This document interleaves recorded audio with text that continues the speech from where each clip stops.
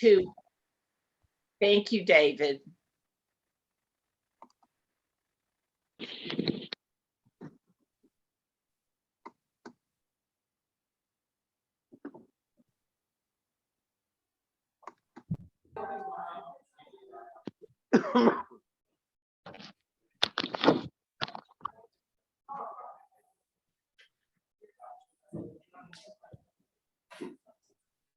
Friends, I apologize that I'm the one doing the music today, but if you'll bear with me, we will hear Emily playing.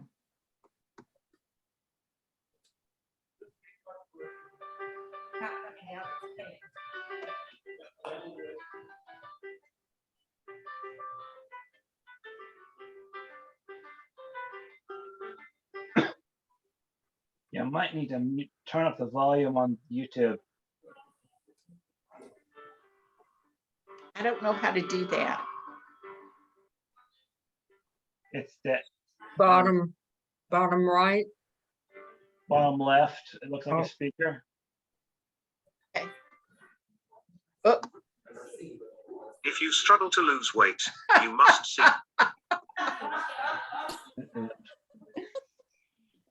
This is why I don't do this all the time. Pardon me. This. A fat dissolving loophole has just been leaked that can dissolve 59 pounds of fat. But here's a cute dog. Y'all, I'm so sorry. Oh my goodness. How do I stop this? David, help me. I feel your pain. That's all I can say. If it were me, it'd probably be worse. So y'all, this is, let me just take a moment out of our service to say, I've been so excited that Jer was going to be with us this morning, and I wanted everything to be perfect, but we have several COVID cases, and sadly, I'm the one having to do the music today, and we hope that that David feels much better. He woke up this morning sick. So let's see. Can y'all see that? It's still No. kind of quiet. I can hear it a little bit. Yeah. Maybe we should just channel the music. I better mute myself. Sounds good. Oh, there it is. Yeah, but you can't really hear I it. can't hear it. You know what?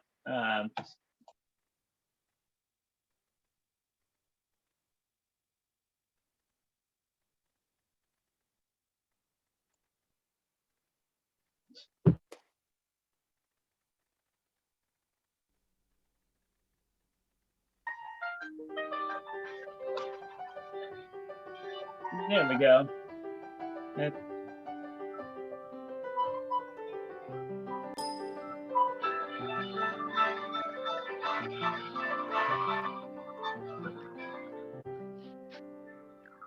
That doesn't sound really good either.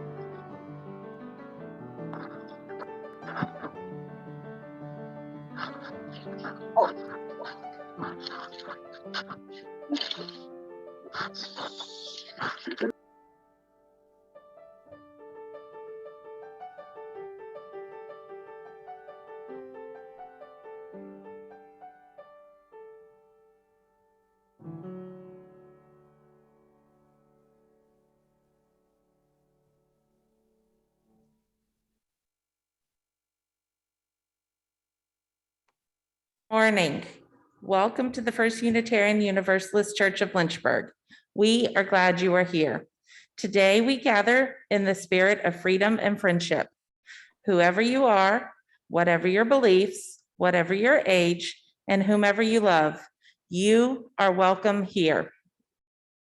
As we work together for justice, compassion, and peace, we also acknowledge with humility that our buildings sit on land originally part of the Monacan Nation. My name is Courtney Senna. I've been a member of this church for almost 18 years. I am most recently past president of the Board of Trustees and transitioning into my new role as Director of Lifespan Education on August 1st. If you are with us for the first time, we are glad you chose to be here this morning to participate in the service for this church community we love. We would be happy to tell you more about our community during social time following the service. If you would like to receive our monthly newsletter and Friday email updates, please fill out the virtual visitor card found on our website at uulynchburg.org under Sunday services, or fill out the yellow card found in the back of the chair in front of you. When you fill it out, you may put it in the offering basket. You may also wish to join our Facebook group. Please note that this summer, our young people, those ages approximately 8 and up today, are meeting upstairs in their classroom. If you have a child 7 or under, which I think is just Nora, we are in the sanctuary today due to no childcare. Many thanks to our guest speaker, Jeremy Bryant, a good friend of our congregation. Among Jer's responsibilities, he is one of the chaplains at University of Lynchburg and director of the Writing Center at University of Lynchburg. He is both a spiritual seeker and a spiritual teacher. Jer, welcome and thank you for being here. Now I invite us to release our worries about the world and our own lives as we enter into the service by taking some slow, calming breaths.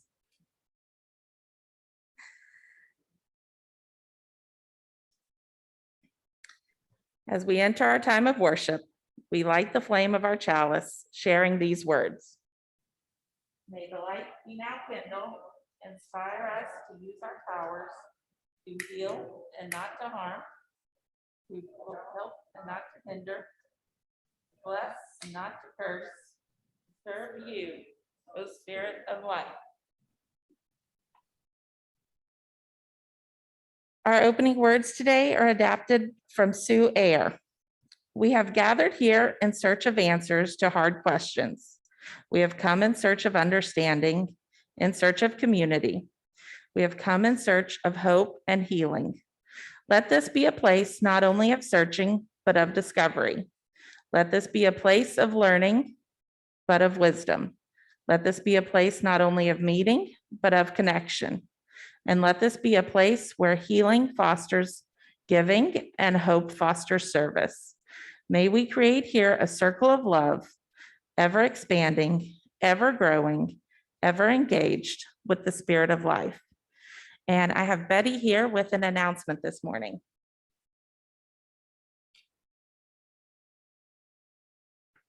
Greetings, and I'm Betty Corbin.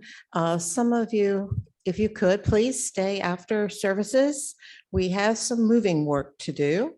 There is an office in Unitarian House that is full of some things, not many, thanks to several people's efforts, but we could use a little muscle for about 20-30 minutes. Thank you.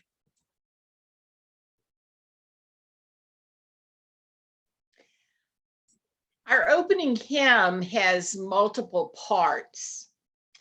And this is a hymn that Jer and I both really love. The Orange Coast Unitarian Universalist congregation in California has recorded this, which helps us with the different parts. So feel free to sing any of the parts that strike your fancy or to hum along.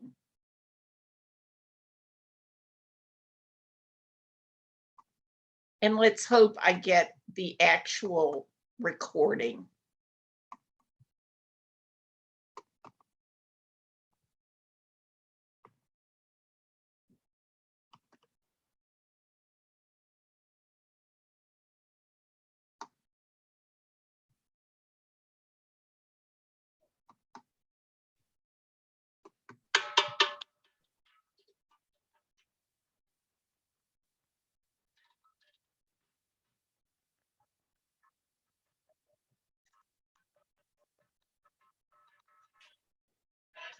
Come from, what are we?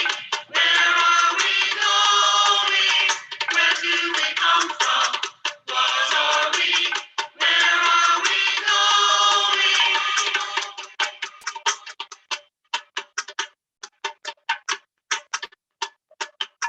Where do we come from? What are we? Where are we going? Where do we come from? What are we? Where are we going? Where do we come from? What are we? Where are we going? Where do we come from? What are we? Where are we going? Where do we come from? This story are we? Where are we going? Where do we come from? This story are we? Where are we going? Where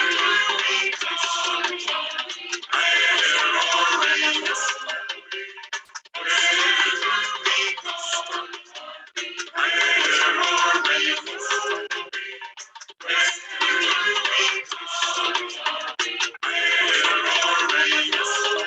come from? Where are we going?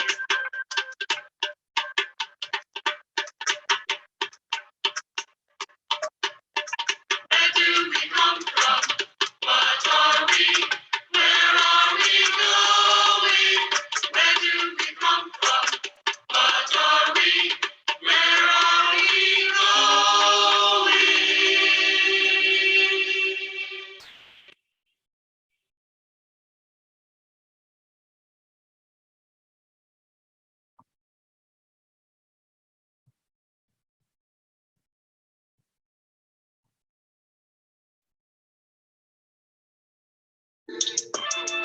All eyes on me.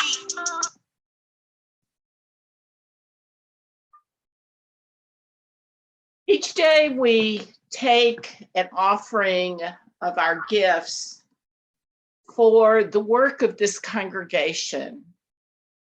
And if you have found this congregation to be of meaning in your life, if you believe in our values and the work that we do in the larger world, I invite you to give generously this morning, either in the basket or if you're in the sanctuary, or also online if you're on Zoom.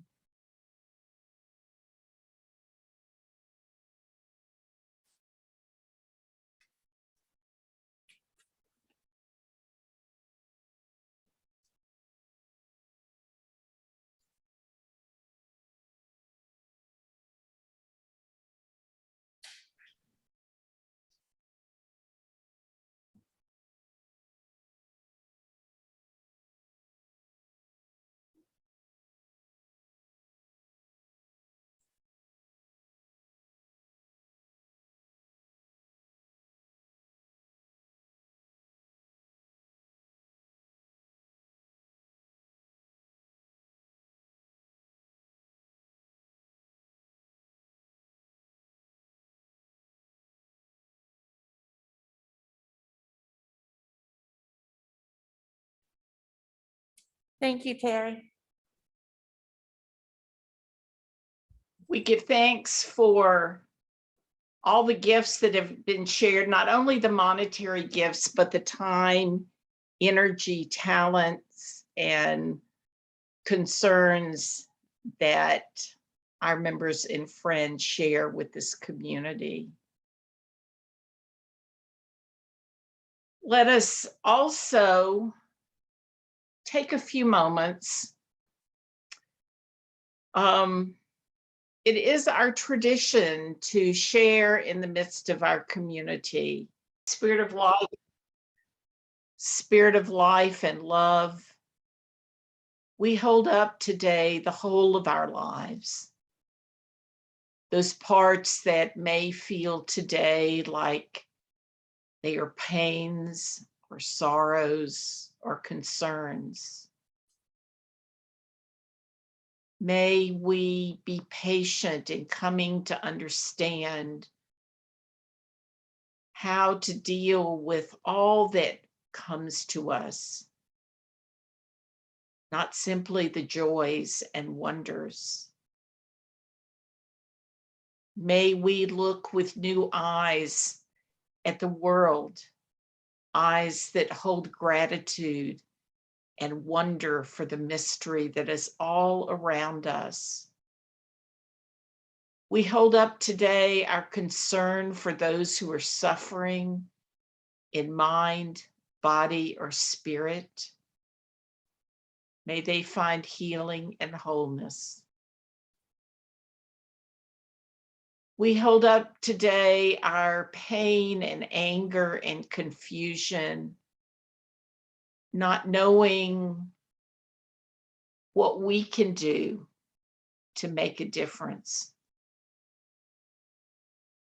Our worry that the world is too much, too overwhelming.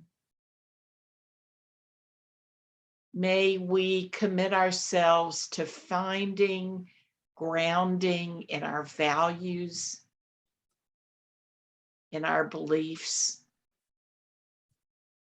in hope that we can work with others to heal and make the world a better place.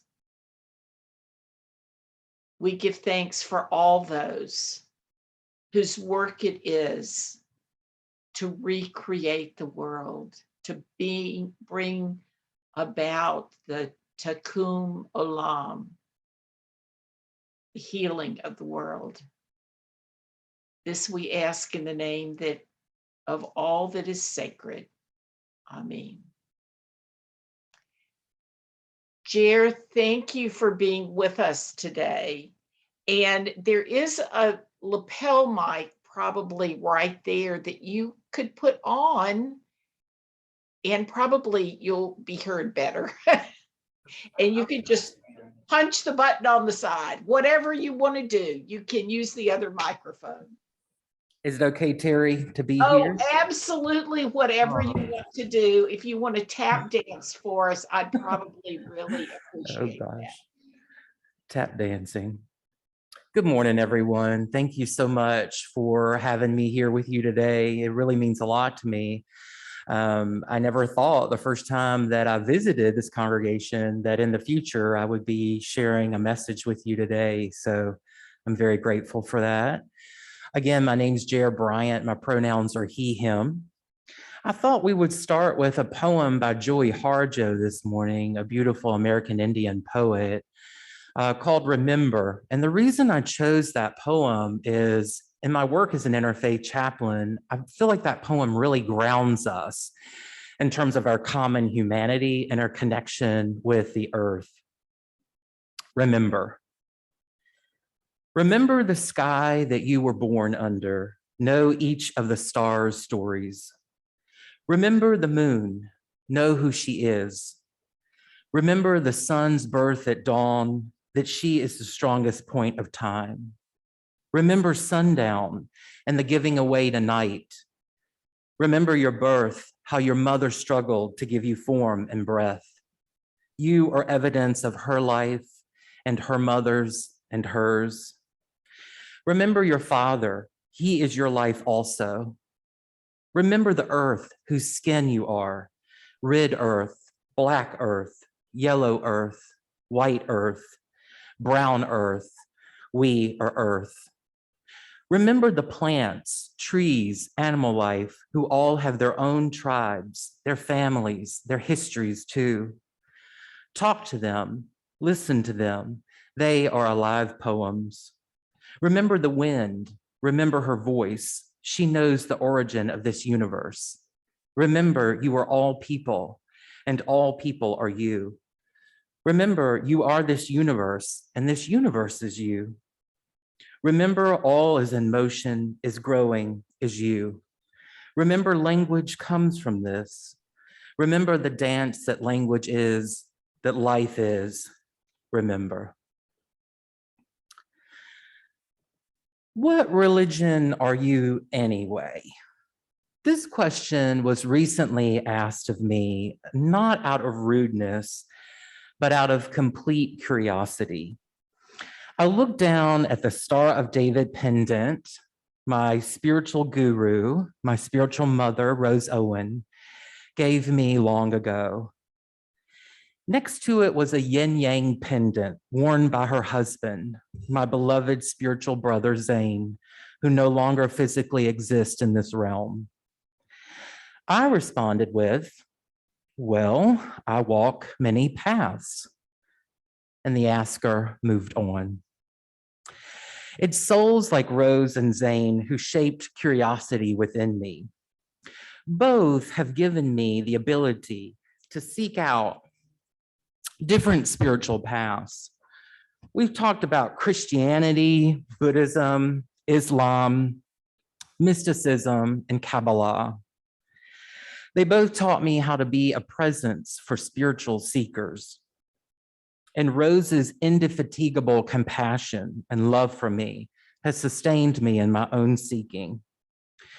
She replaced narrow, toxic understandings of God that I received during my childhood with a more expansive and more encompassing idea of divinity in the universe.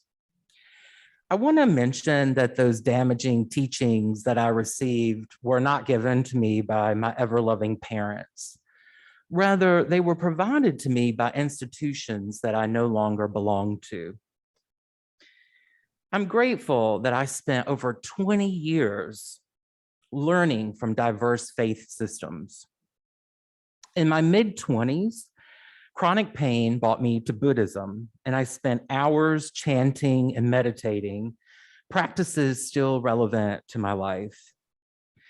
During my illness, the world seemed to move on without me, so I sought refuge in Buddhist teachings as I stepped away from friends and from acting and from socializing.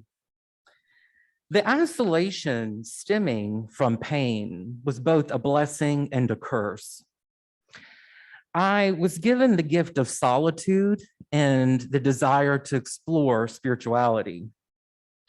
I so desperately needed to understand the cause of suffering.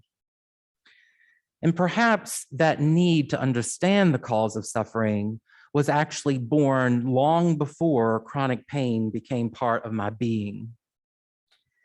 In my late teens, having lost my childhood best friend, Bert, and my grandmother, Collins, in less than a year, death and what happens next took residence in my mind. They were both tenets that I really could not evict. I personally landed on reincarnation as to the answer about what happens next. Curiosity about reincarnation led me to Hinduism and Kabbalah. I was somewhat familiar with both of those paths because I encountered them in middle school. Somehow, during 6th grade in the middle of Amherst County, Virginia, yes, I found a book on spirituality or reincarnation. I don't exactly remember the focus of that book. My teacher had a shelf of books that students could choose to read and write a book report on.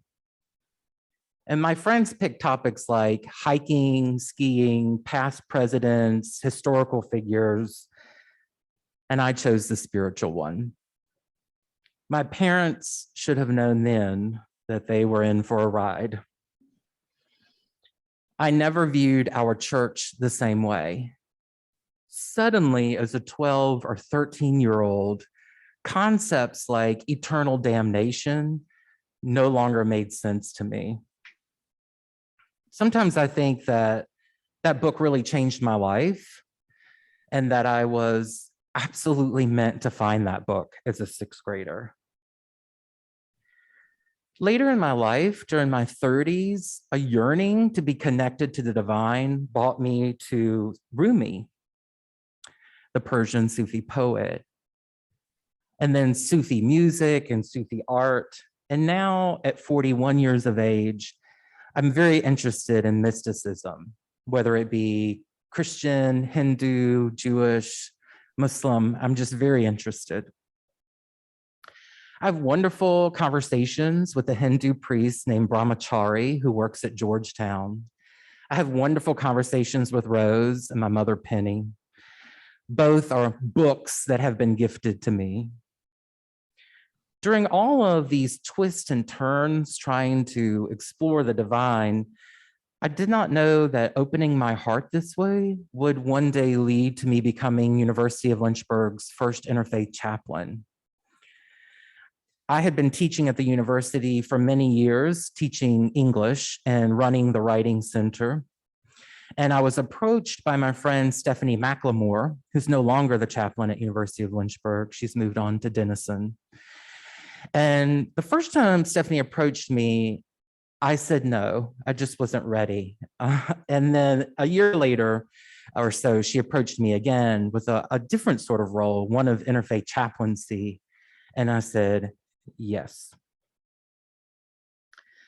I wanted to talk about the students that I serve at the University of Lynchburg, because I think it's important to know sort of what young people are going through, many who are here today, many people I adore, and sort of where they are spiritually in their lives as a response to what happens with religion in the world. Many of the students that I encounter, like countless other young people, are interested in exploring spirituality while also piecing together their own path, individualized practices based on various traditions.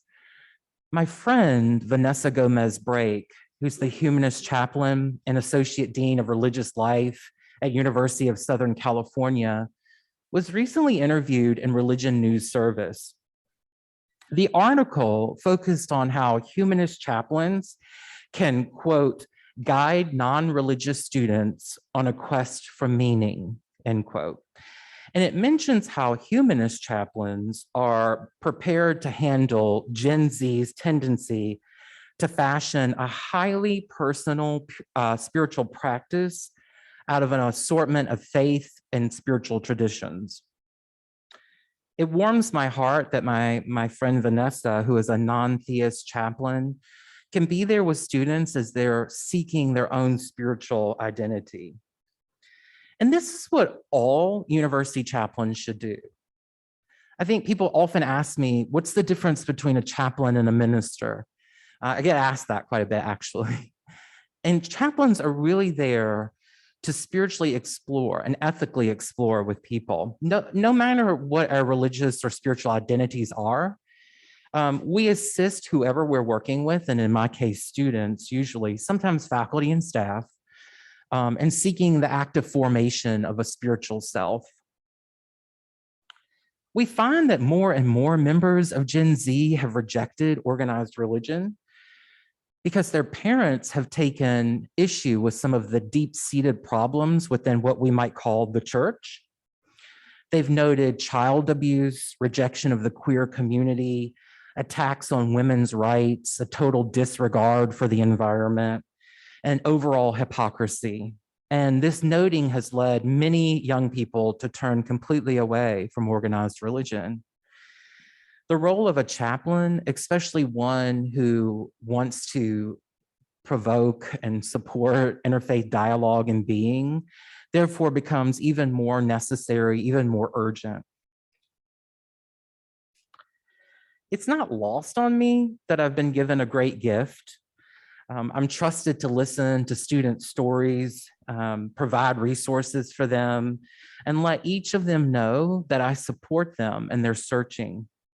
Personally, I advise a lot of student groups. So some chaplains do a lot of one-on-one, and I do one-on-one.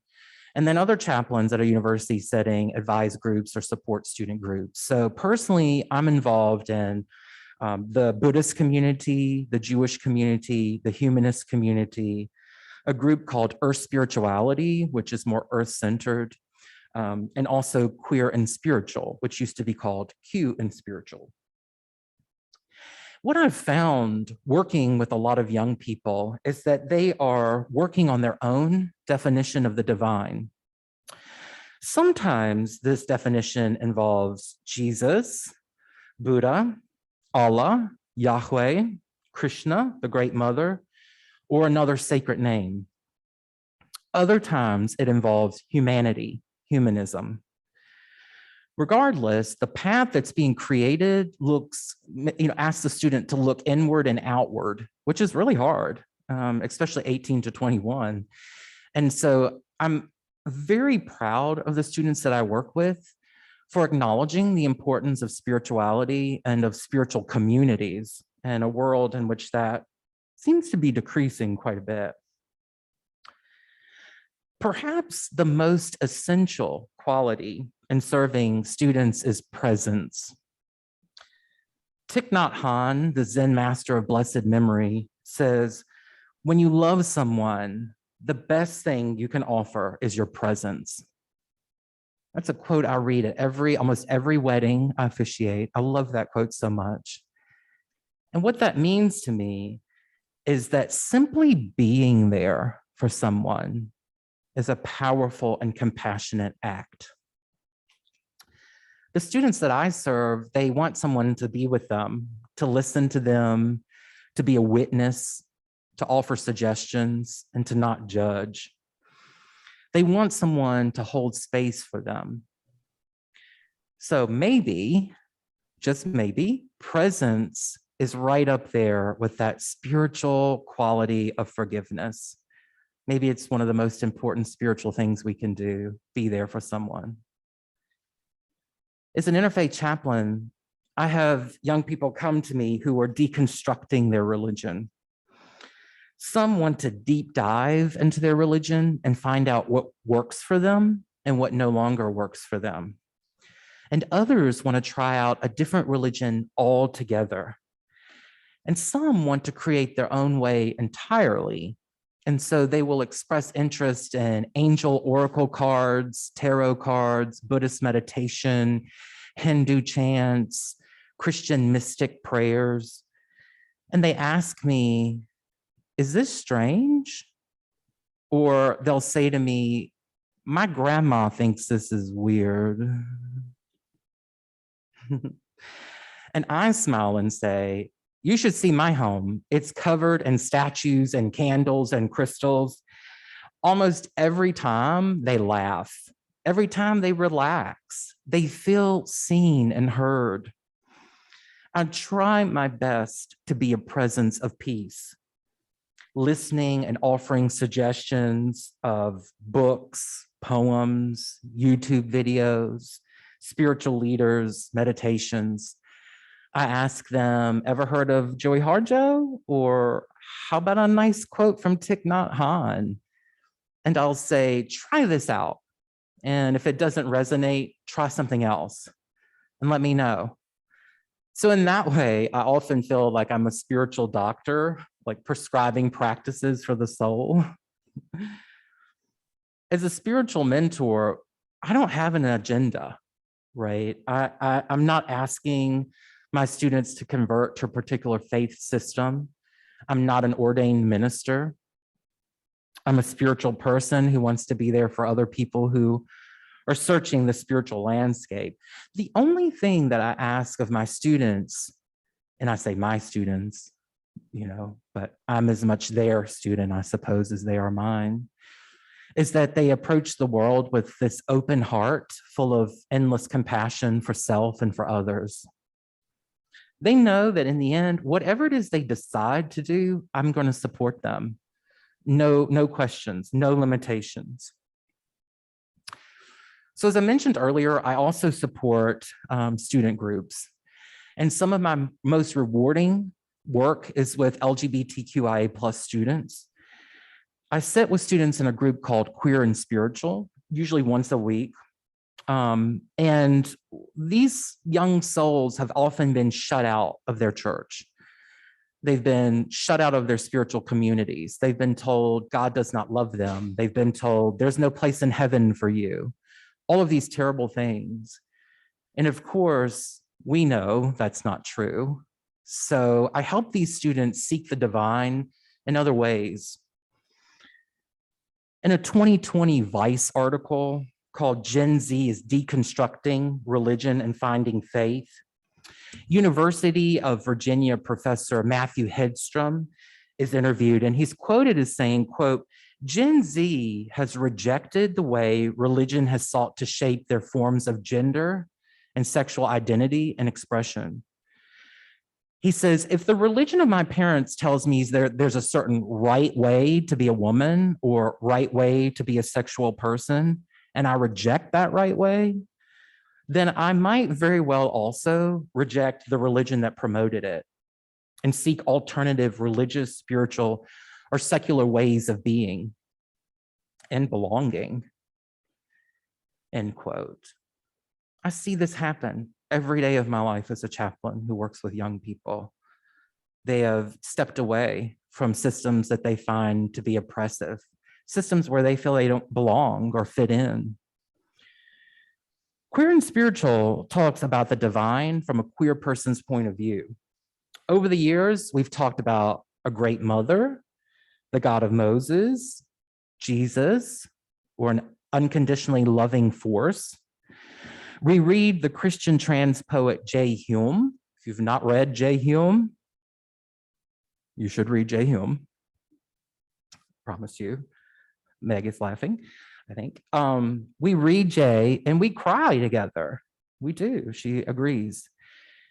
We cry because J. Hume reminds us that the Creator's queer kids are all good enough as we are. We don't need to change. What a message. Queer and Spiritual's very reading of J. Hume is an unapologetic response to the fundamentalist religious and political forces in this country. The ones that do not understand the peace of Christ or of Krishna or of Buddha. The ones in expensive suits and trendy jeans who use scripture like razors. Our very existence is a response. We read, we laugh, we believe in the coming of a better world. And in these moments, I'm given one of the greatest gifts of my life, the ability to be present. This is the beauty of chaplaincy. When students ask about my own faith tradition, I let them know that I see myself as an imperfect mystic. I find inspiration in all paths to oneness. There's room for all the great teachers in my heart. There's room for a lot. I tell them that I believe we are reflections of the divine, that we are all part of what I call the good vibration. I remind them of an inspiring quote by Brother David Steindl-Rast, a Benedictine monk who's dedicated to interfaith work and being. Brother David says, quote, each string of a wind harp resonates with a different note to the same breeze. He asks, what activity makes you personally resonate most strongly, most deeply? I ask the students I work with to find that note and to unapologetically radiate their light. I assure them that I have no judgment over the spiritual or secular paths that they choose. I'm there for them, no conditions. I became a chaplain because I wanted the religious landscape to have someone who looks like me and looks like them swimming in the ocean of religion. Some days, especially those filled with politicians and religious leaders misusing religion to hurt others, I feel like I'm sinking. And other days, I'm zenfully floating. No matter what, I swim like hell to keep my head above water so that I can speak for those who've been kicked off the beach. The students and faculty and staff that I serve didn't get somebody with a Master of Divinity. They didn't get someone ordained through a particular faith tradition. They got someone who has studied religion independently for 20 years. They got someone who was often made to feel like a second-class human being in places of worship. They got someone who at a very young age decided that enough was enough and that the divine is present in all things and loves all things unconditionally. And that kid back then knew that that very dangerous message needed to be talked about. So here I am, imperfect and hopeful. I'm trying to be a presence of peace, a spiritual teacher, an activist, a listener, a witness. And my prayer each day is that my heart will remain open, that I will not be affected by the oppressors, that I can keep my head above water. In addition to Rose, I credit my compassionate mother, who in my writing I refer to as Saint Penny for my spiritual life. She listens to my ramblings. She goes with me to Scottsville, Virginia, almost every weekend when I need to reset. We sing Stevie Nicks and Harry Styles, and we enjoy the beautiful ride on Route 6 to my favorite coffee shop, Baines in Scottsville. And we have a lovely latte and a good pastry. And the world seems to slow down in that beautiful town. From the start, my mother and her mother have shown me to be kind to strangers and to love people unconditionally. And I really hope that all of us have someone like that in our life. Spaces like First Unitarian are greatly needed as people seek safe spaces to talk about religion, spirituality, and humanism. And I believe that more and more of young people are going to find comfort with Unitarian Universalists and with Quakers, groups who are so loving and open. Please know that I'm grateful for your presence, and I challenge you to welcome young seekers, those who have been bruised, maybe even broken. Love them into healing. Journey with them. Seek, listen, share. Love them back to their true selves and be a part of the good vibration. Thank you.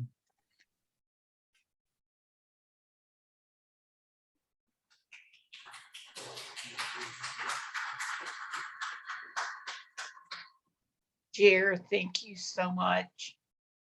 You spoke to all of us. And now Jer and I have similar favorite hymns. So now I will try to offer up the our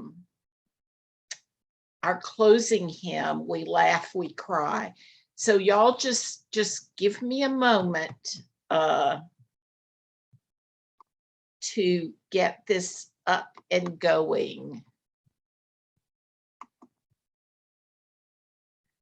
Pardon me, I can't tap dance, but Jer might be able to. I don't think he's going to do it though.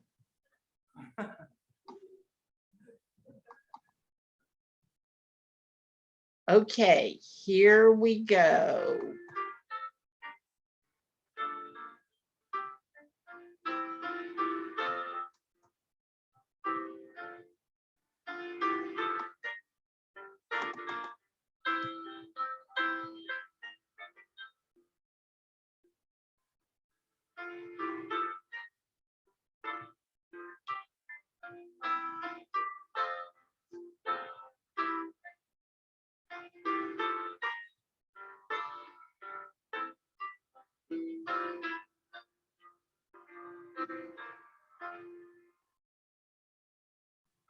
laugh, we cry, we live, we die, we dance, we sing our song.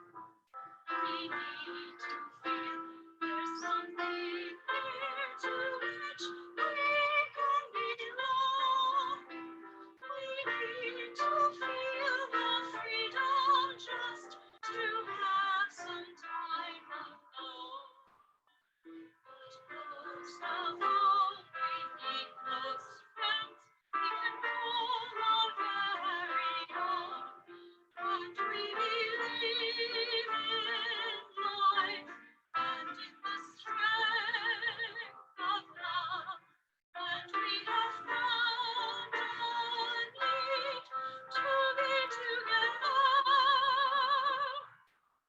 We have our hearts to give. We have our thoughts to receive. And we believe that sharing is an answer. A child is born among us, and we feel a special glow.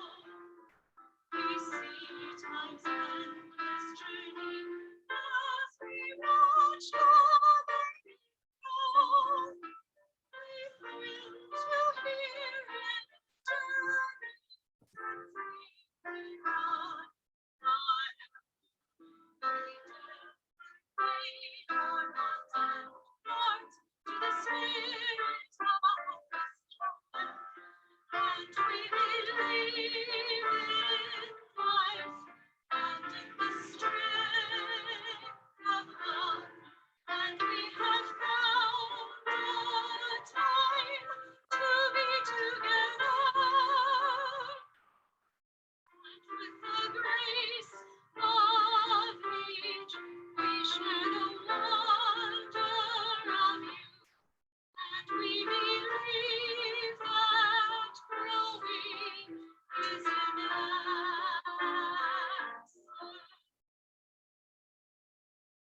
Our lives are full of wonder and our time is very brief. The devil one of us fills us all with pain and grief.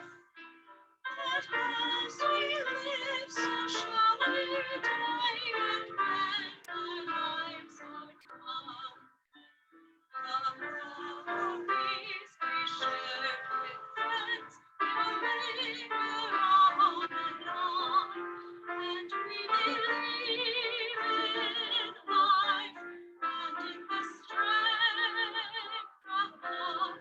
And we have found a place to be together. We have the right to grow. We have the gift to believe. As peace within our baby is an answer. We seek elusive answers to the questions of this life. We seek to put an end to all the waste of human strife. We search for truth, equality, and blessed peace of mind.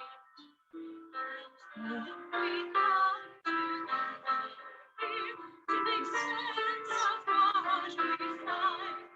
And we believe in life and in the strength of love. And we have found a joy being together. In our search for peace, maybe we'll finally see. And through question, truly, there's something.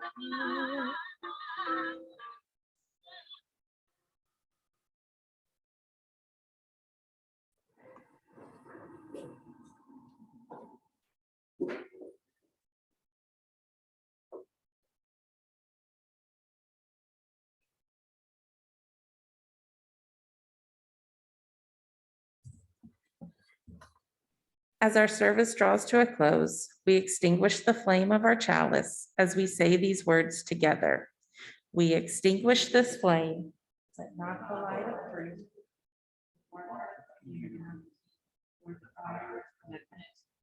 These we carry in our hearts until we are together again.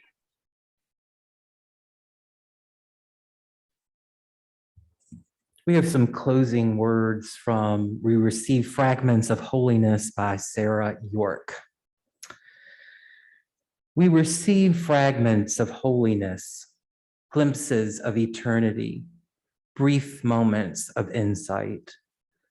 Let us gather them up for the precious gifts that they are, and renewed by their grace, move boldly into the unknown. So may it be.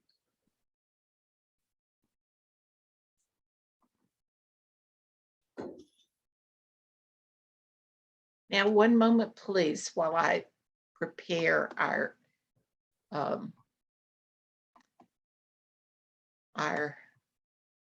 postlude. Thank y'all so much for your patience today.